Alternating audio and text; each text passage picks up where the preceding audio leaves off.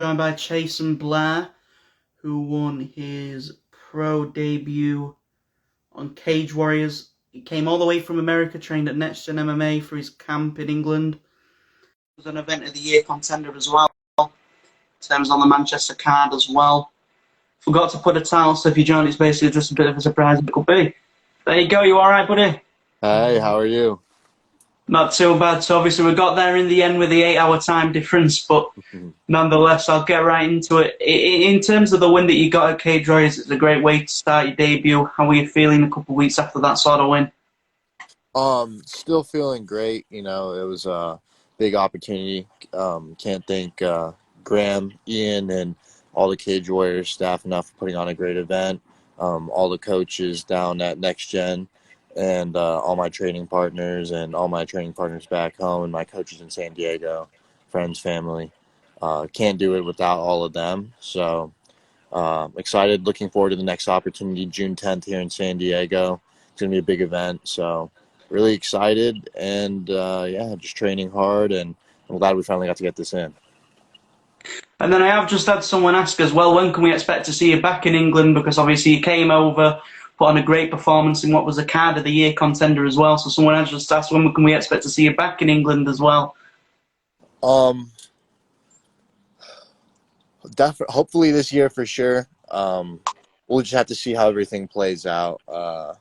You know how it is. Sports so volatile. Things pop up, things change, everything like that. But definitely this year, I think I'll be back in the UK. Looking forward to it. Yeah, and as well for some of you, obviously did some of it in America, and then you came over to England on the Next Gen MMA, sorry, in Liverpool. And it seems a lot of the Liverpool people are showing you a lot of love after the fight as well.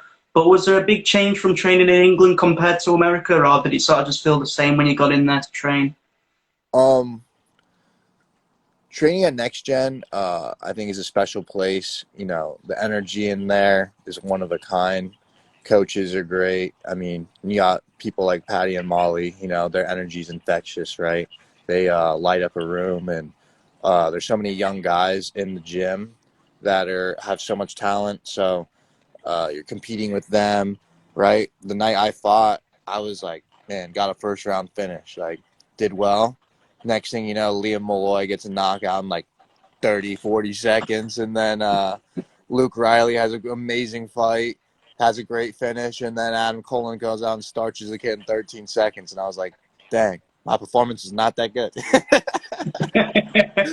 So, and then even the night before, Gittins and Bonner handled business as well. So I think that's what's really cool about Next Generation is there's so many guys coming up that, it makes it's almost like you're competing against each other in the best way possible, pushing each other. And then when you have Patty and Molly already doing so well 2 weeks before at the UFC, it was a special time, special place, and I think there's going to be a lot more noise coming out of Next Generation in the future. So, very exciting stuff.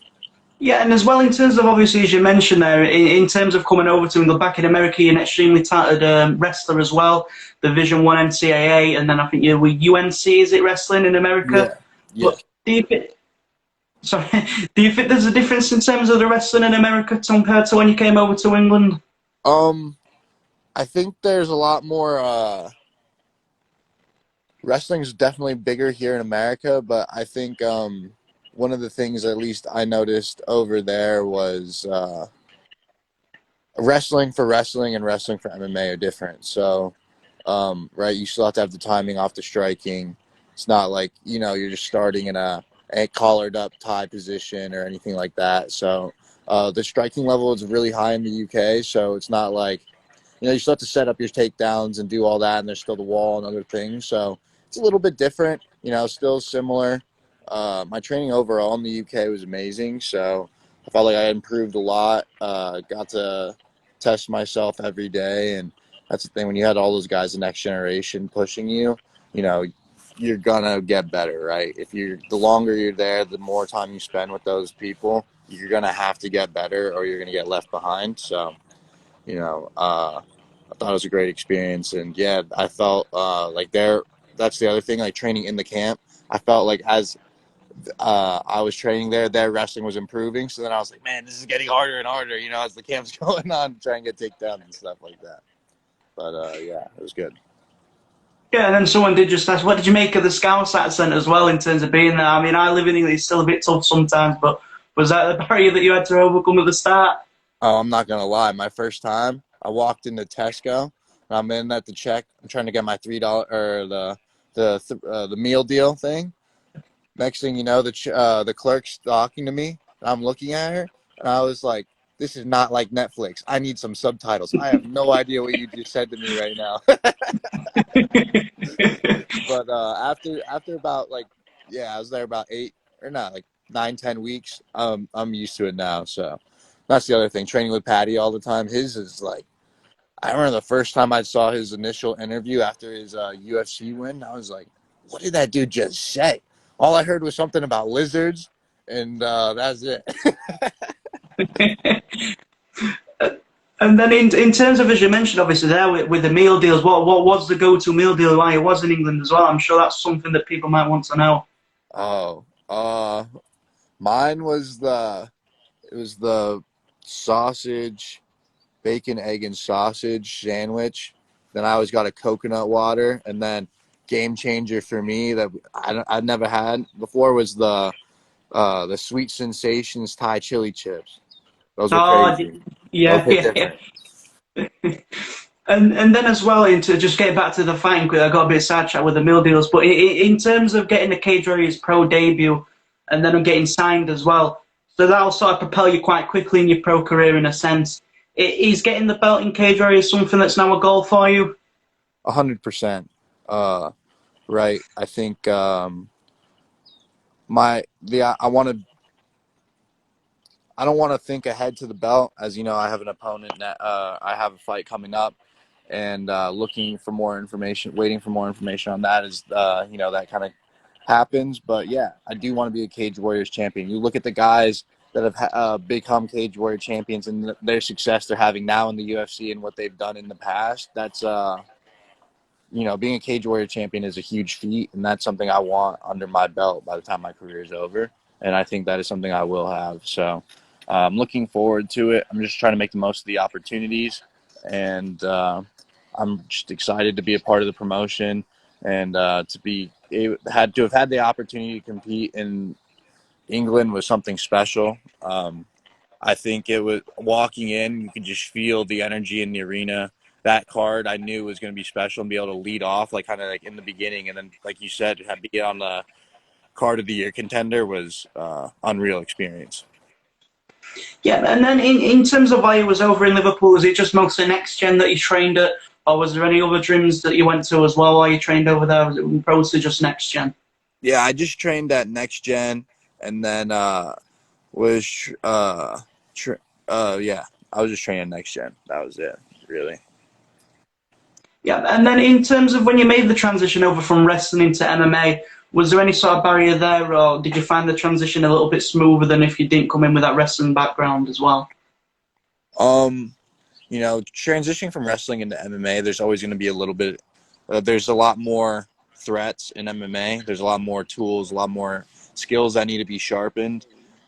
So yeah, there was definitely a transition at first. I think the wrestling training is pretty similar because it is intense and it's physical, and I kind of had that grappling background. I grew up doing jujitsu, so I was kind of used to it. It was just more about like, okay, I've done striking, I've done wrestling, I've done jujitsu. Now, how do we blend all these things together, right? So it's kind of just trying to figure out like what my style is. How am I going to put this together and put on exciting shows for fans in attendance and watching at home. But I'm still developing my style. It still changes all the time as skills are coming in, and you got to change for certain opponents and stuff like that. So excited to keep building and putting on good shows for the fans. Yeah, and as well, in terms of you mentioned, in terms of the wrestling, a lot of people always say to me that folk style wrestling is a great base to sort of have going into MMA. In terms of your wrestling background, what did that look like for you? And then what was the sort of big thing from there that was able to carry over into MMA for you? Yeah. So I think American folk style wrestling is a really good base, just because what's different about American folk style wrestling and international freestyle wrestling is you actually still wrestle on the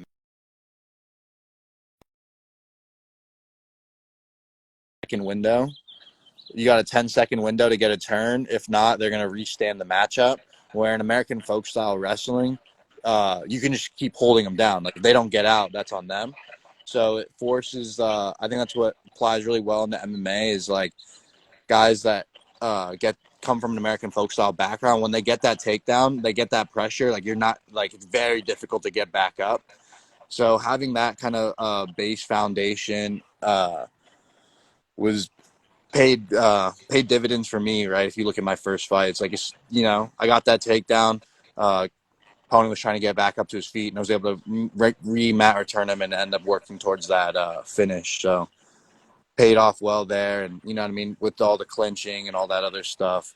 And then as far as just the cardio and conditioning, right? Wrestling's really explosive, so sometimes you have to, learn how to pace yourself a little bit. And you've seen guys that have kind of overextended themselves wrestling and then got finished, but I have really good strength and conditioning coaches, so I don't believe that's going to be an issue. And yeah, I think having that folk style wrestling base and has done me really well.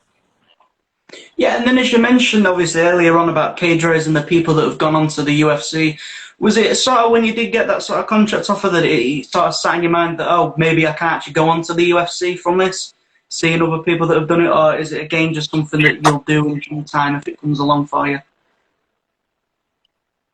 I mean, 100%. All right, you see like the opportunities, right? It's the top one, basically the top promotion in Europe. You see the alumni of people from Cage Warriors, what it's done.